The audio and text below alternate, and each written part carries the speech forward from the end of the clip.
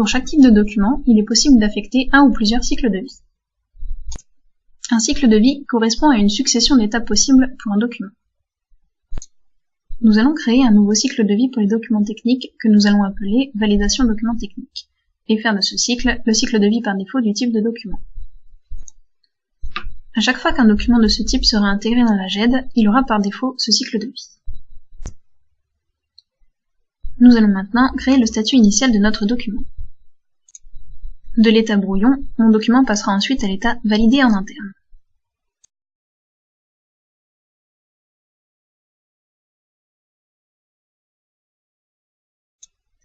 Pour passer de l'état brouillon à validé en interne, je crée une transition de type workflow et je sélectionne le workflow que j'ai créé précédemment avec mon designer de workflow. On peut créer d'autres états, comme par exemple envoyer au client, signer, refuser, archiver, avec les transitions souhaitées. La durée de validité permet de changer automatiquement le statut d'un document lorsque celle-ci arrive à son terme et que le type de transition choisi est de type automatique. Le mode lecture seul permet, comme son nom l'indique, de s'assurer que le document n'est pas modifié entre deux statuts.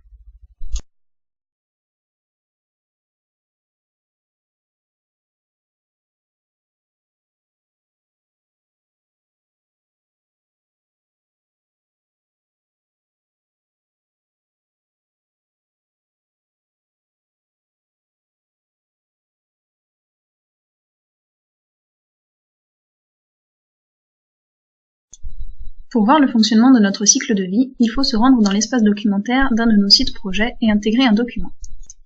Lors de l'upload du document, je définis son type, ici document technique, pour que nous puissions essayer le cycle de vie que nous venons de créer.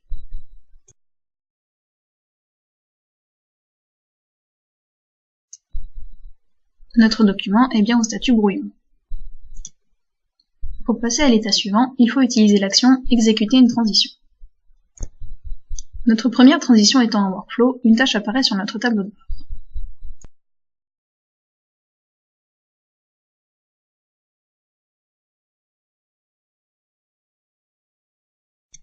Il faut ensuite finir le workflow pour passer au statut suivant.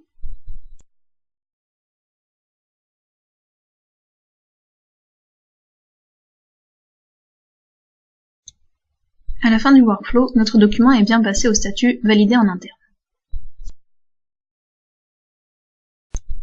Il ne reste plus qu'à passer le document aux différents états pour pouvoir l'archiver.